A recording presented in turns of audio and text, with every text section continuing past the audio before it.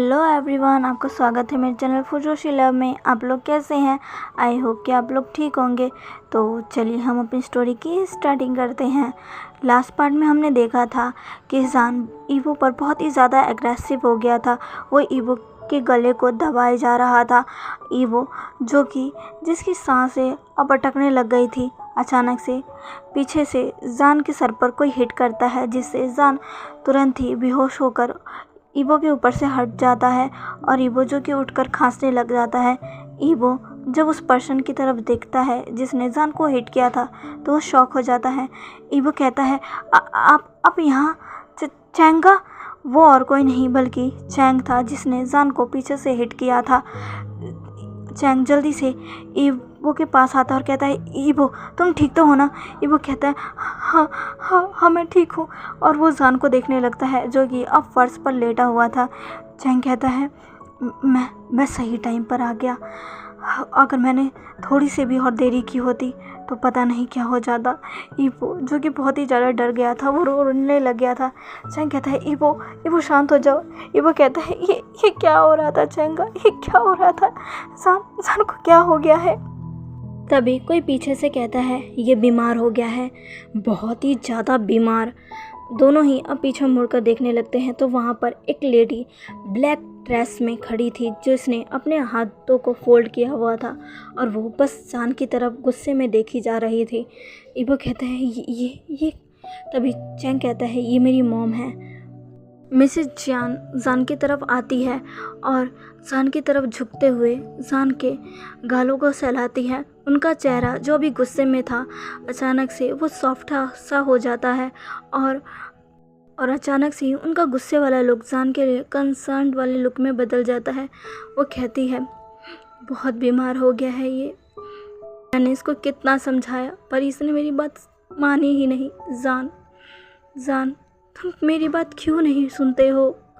क्यों नहीं? ऐसा कहकर उनकी आंखें थोड़ी नम होने लग गई थी। चैंग कहता है, मॉम। तभी मिसेज जान कहती है, चैंग हमें अभी जान को यहाँ से लेकर जाना होगा।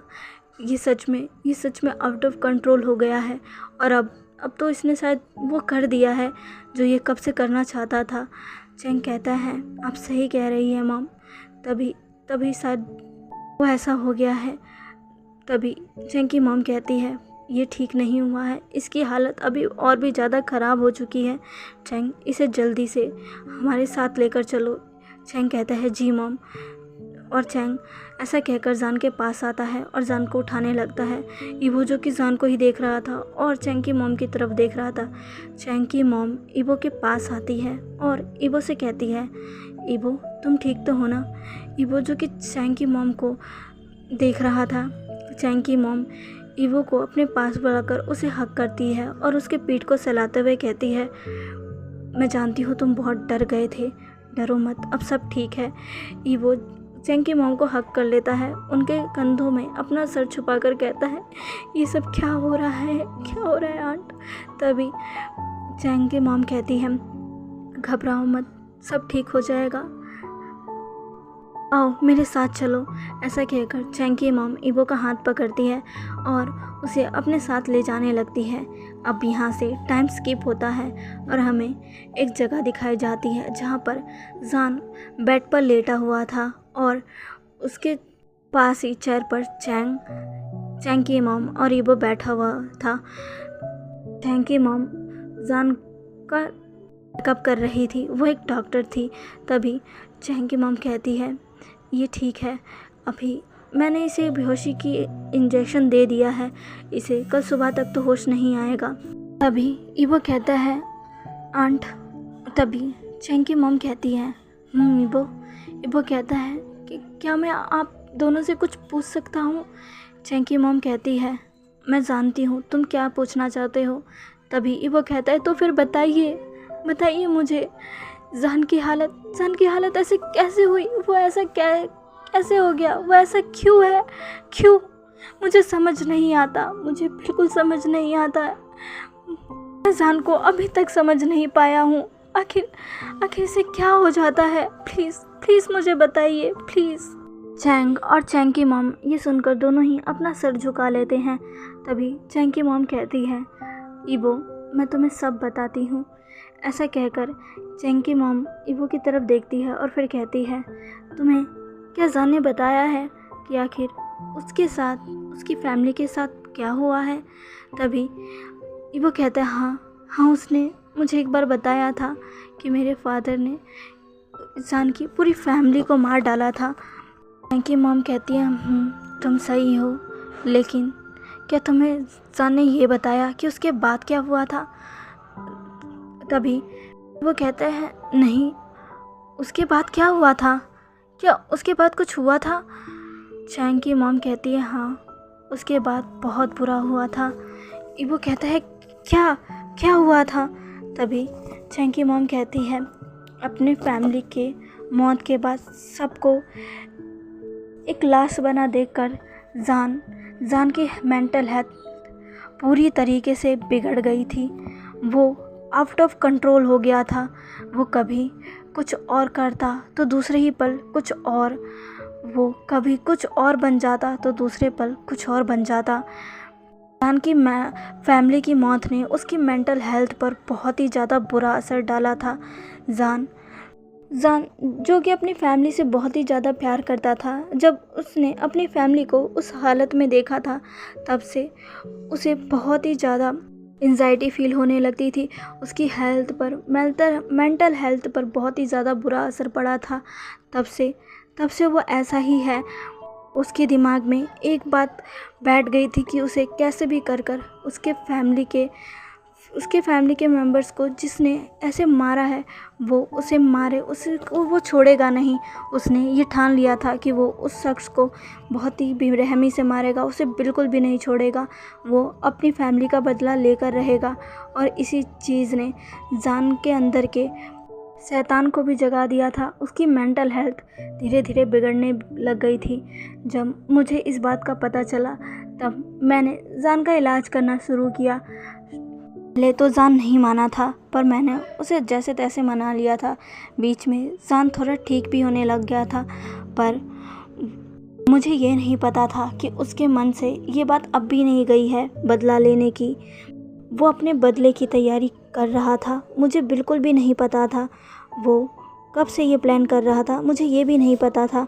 मुझे अचानक से ही चैंग से ये पता चला था कि उसने उस इंसान के बेटे को उठा लिया है जो कि उसकी फैमिली का मर्डरर है। सुनकर मुझे बहुत ही ज़्यादा शौक लगा था। उससे 2-3 दिन पहले से ही जान अपने सेशन के लिए नहीं आ रहा था।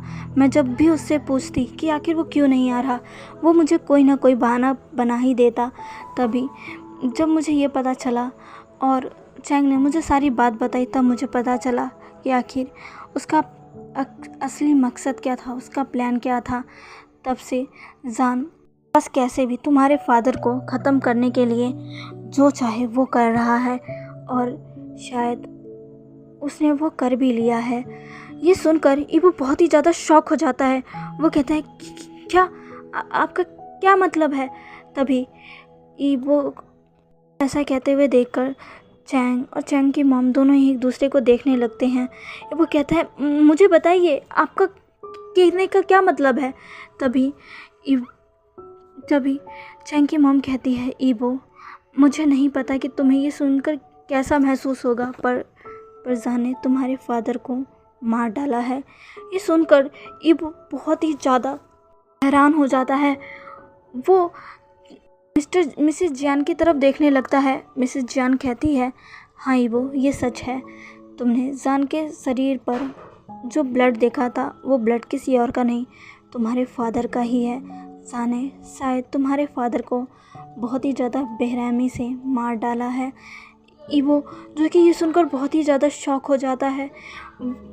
उसके आंखों से एक बूंद आंसू भी निकल जाते हैं। वो कहते क्या ये सच नहीं हो सकता कि क्या ये सच है? तभी मिसेस जान कहती है, ईबो ये सच है।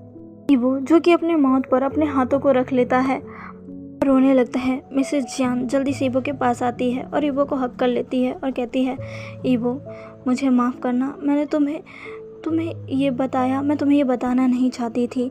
एग्ज़िट जब तक जान ठीक नहीं हो जाता तब तक तो बिल्कुल भी नहीं बताना चाहती थी, पर शायद तुम्हें पता चल ही जाता। तो ईबो कहता है पर ये कैसे हुआ, कब हुआ, जान ने ये कब किया। तभी चैंग कहता है ईबो तुमने अपने ग्रैंडफादर की बात सुनी थी ना, उन्होंने क्या कहा था? तुम्हारा फादर पुलिस को चकमा देकर भाग चुका है। वो चकमा देकर नहीं भागा था, वो जान की चाल थी। उसने तुम्हारे डैड को मौका दिया था भागने का, ताकि वो उसे पकड़ सके और फिर बाद में अपने हाथों से उसे मार सके। ईबो मैं उसी वक्त समझ गया था, पर मेरी हिम्मत नहीं हुई कि मैं तुम्हें ये बता सकूं। ईबो जो कि अब अपनी आंखों को बंद कर लेता है। तभी मिसेज जियान कहती है ईबो तुम्हें ये सुनकर बहुत बुरा लगेगा, पर तुम्हारे फादर के साथ जान ने जो किया मैं उसके खिलाफ नहीं हूँ। तुम्हारा फादर यही डिज़र्व करता है। आज जान जो भी है, उसने पास्ट में जान के साथ जो भी कुछ किया उसके लिए वो यही डिज़र्व करता है। तुम जान को गलत मत समझना, जान बहुत अच्छा है, बहुत अच्छा था, पर कि बदले की भावना ने उसे ऐसा बना दिया है। ईबो मैं तुमसे एक रिक्वेस्ट करना चाहती हूँ। ईबो जो कि अपनी नम निगाहों से चैंग की मॉम की तरफ देखने लगता है। चैंग की मॉम कहती है ईबो जान बिल्कुल गलत मत समझना, वो बुरा नहीं है, वो बस अपने कंट्रोल में नहीं है, वो भी बीमार है, पर मैं वादा करती हूँ मैं उसे जल्दी ठीक कर दूँगी। वो जैसा है वैसा नहीं रहेगा। तुम बस उसका साथ मत छोड़ना। ईबो प्लीज़, इतने सालों में कोई है जिसकी जान फिक्र करता है, जान की केयर करता है। जान ने कभी भी किसी के लिए भी कुछ भी नहीं किया। इनफैक्ट जब से वो उस हादसे से गुजरा है तब से तो बिल्कुल भी नहीं। एक मैं और चैंग ही है जो उसको संभाल लेते थे, लेकिन अब तुम भी हो। अगर तुम जान को छोड़कर चले गए तो मुझे नहीं लगता कि जान फिर से ठीक हो पाएगा। तभी ईबो कहता है आप इतने यकीन से कैसे कह सकती हैं? हाँ, क्या वो मुझसे प्यार करता है? वो नहीं करता। मुझे उससे बहुत डर लगता है। तभी चैंग की मॉम कहती है ऐसा नहीं है। वो तुम्हारे साथ ऐसा इसलिए करता था क्योंकि वो बहुत डरा जाता था।